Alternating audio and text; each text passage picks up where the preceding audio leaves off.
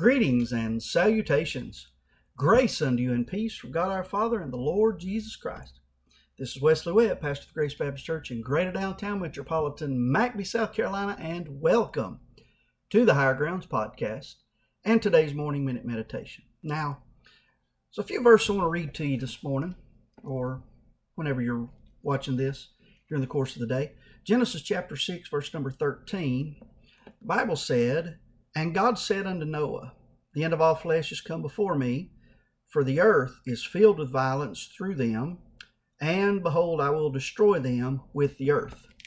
Now, if you go from there over to Genesis chapter 8, verse 14, 15, and 16, the Bible said, "And in the second month, on the 7th and 20th day of the month, was the earth dried, and God spake unto Noah, saying, Go forth of the ark, thou and thy wife, and thy sons' wives with thee," and so on. Now, when I read these verses, there's something that jumps out to me. Genesis 6:13, "And God said unto Noah." And of course, God then proceeds to give Noah direction for the ark and for his family. Genesis 8:15, "And God spake unto Noah, saying," Hey, y'all, get off the ark, it's time.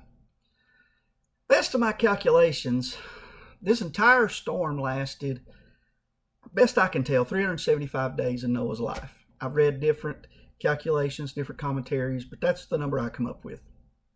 From the 600th year, 2nd month, 17th day in Genesis 7:11 to the 601st year, 2nd month, 27th day in Genesis 8:14. Now, all that said, unless I missed something between those two passages, God didn't speak to Noah much at all during this storm. As a matter of fact, he didn't speak to Noah at all from the time he told him to get on the ark until he told him for he and his family to get off the ark.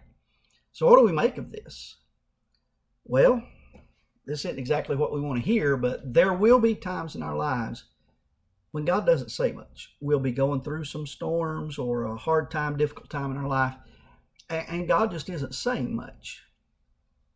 Number two, it's during those times when God isn't saying much that we need to just keep doing what he told us to do the last time he spoke to us. Just keep doing right. And number three, it tells us that in due time, in God's time, he'll speak again. The sovereign speaking during storms sovereignly doesn't speak much. Well, that's all for today's morning minute meditation. Y'all have a great day, and remember, it is what it is.